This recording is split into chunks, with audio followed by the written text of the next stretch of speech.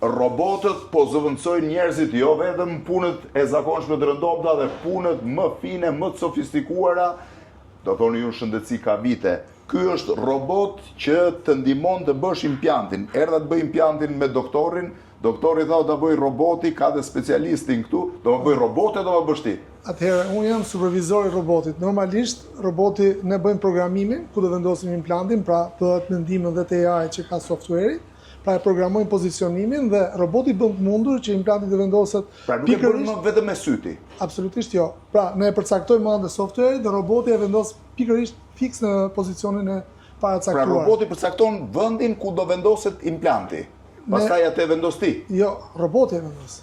Roboti. Shive ku e ka syrin roboti, ky syri ndjek lëvizjet e syri që ndjek gjithë lëvizjet dhe bën gjithë kalkulimet, shive pastaj sa gjëra ka vetë roboti dhe kraun që bën edhe nguljen e bën robotit të sa e bën robotit gjithën. Release.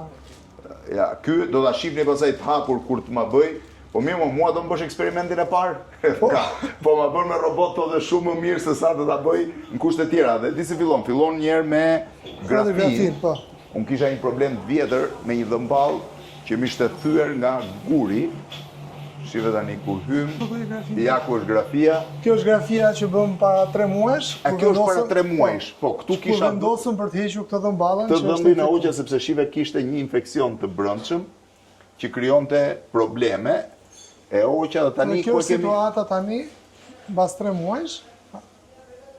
Pra është bosh, aty duhet vendoset implant që vendoset dhëmbiri, ë? Tani edhe këtu, grafia është e pajisur me AI për përcaktimin e reparat. Është AI, pra AI e përcakton se ku duhet vendoset implanti, ë? Ne këtë përcaktojmë nervin, në mënyrë automatike përcakton ku kalon nervi, sepse në mënyrë që mos prekësh nervin, në poshtë është shumë e rëndësishme që mos preket nervi.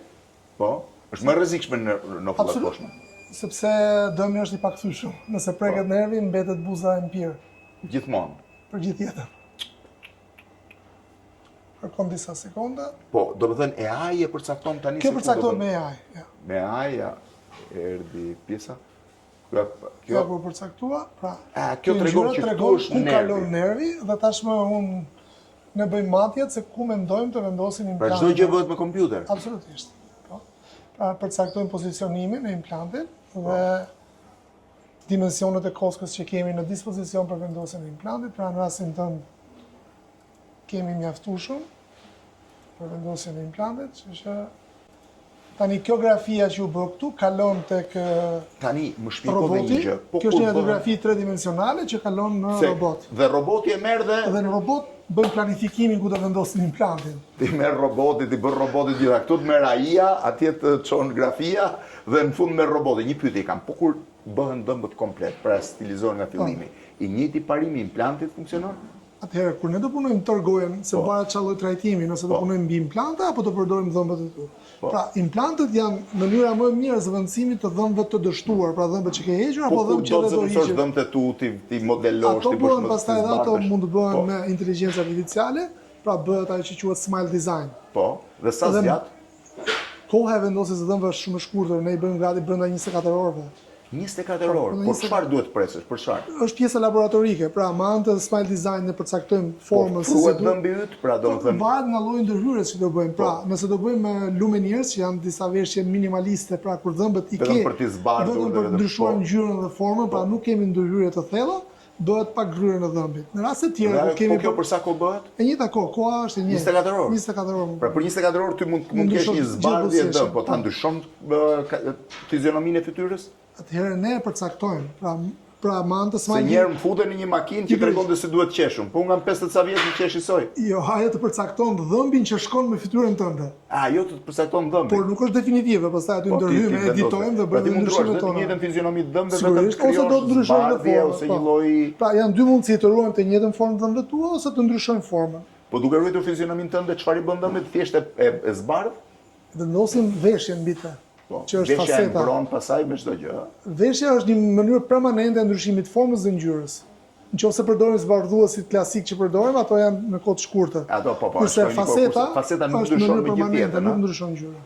Ti mbetesh me ngjyrën e dhëmbëve që ke vendosur. Dhe i kthehet origjinalitetit dhëmbëve dikurshëm apo është më e bardhë? Jo, ngjyra është zgjedhët Zakonisht në pjesa më e madhe e pacientëve kërkojnë që të kenë ngjyrë më të bardhë. Jo, ngjyrë më të Ngjyrë bardhë. më të bardhë. Po, Pse? absolutisht. Dëshirë e brendshme, buzëqeshje hollywoodiane do thotë dhëm Po, shumë lëre. super të bardhë. Tani më ço pak tek Tani do kalojmë ke pjesa e kirurgjisë. Pra inxhinieri po bën, ju kem më lidhën, po vendos pra radiografia që bëjmë që parë tridimensionale, kalon këtu. Këtu po bëjmë planifikimin e vendosjes së implantit, po. pra ku do ta vendosim, dimensionet e gjithçka. Dhe unë duhet ta bëj me anestezi Po, bëhet me anestezi lokale. lokalisht domethënë. Që është, domethënë, jo anestezi e përgjithshme, është thjesht si mbushja e dhëmbit. Si mbushja e dhëmbit, që Po, thjesht më normalisht. bën mpirjen Mpirje e të zonës për gingivën normalisht, sepse kocka nuk jep dhimbje. A kocka nuk jetë dhimbje? Jo. Kocka nuk jep dhimbje. Pra, tani është planifikuar. Tani jemi Do vazhdo? gati? Tulem unë. Po, patjetër. Trasin e infermierët. Po, në dritë.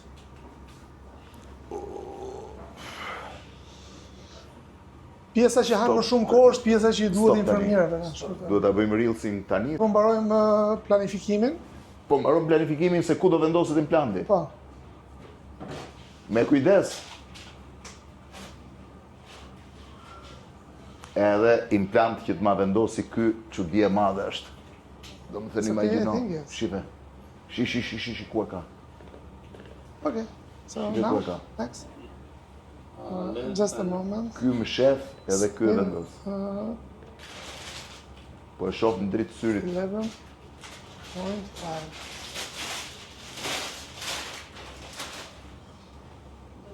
Nuk ka më dorë të mjeku tani, ka vetëm Po e gati.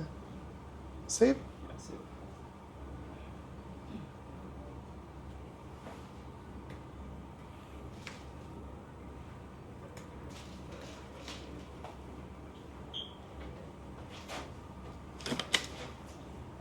kaq lart duhet të rri apo? Yes. Here. Okay. Okay. Qa monitoroni aty? Tensionin, Parametrat vital. vitalitet. Tensioni, oksigjenimi.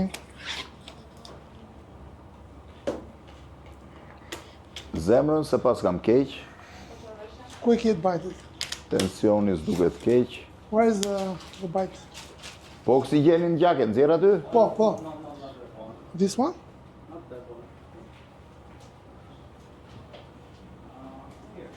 Tani ne afrojmë krahun e robotit, afër. Start alignment.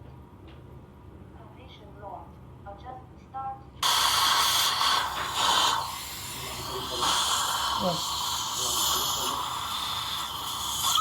Vjet pa kohë më rreth. Edhe çik në lart.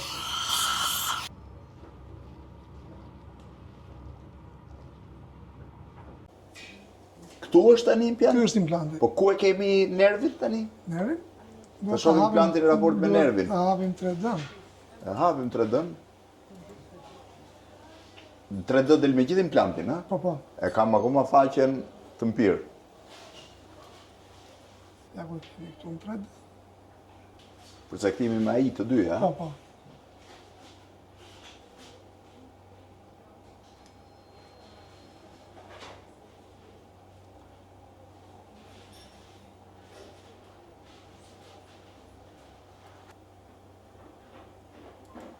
Ja ku jemi, krahasim me nervin, edhe po të vim dhe në prerje. Po sa afër nervit që nga kjo këtu.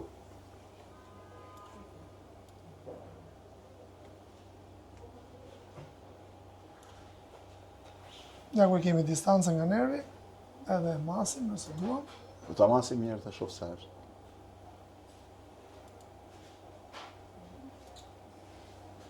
Katër milimetra larg nervit jemi. 4 mm është largësi normale? Ai sa duhet, po.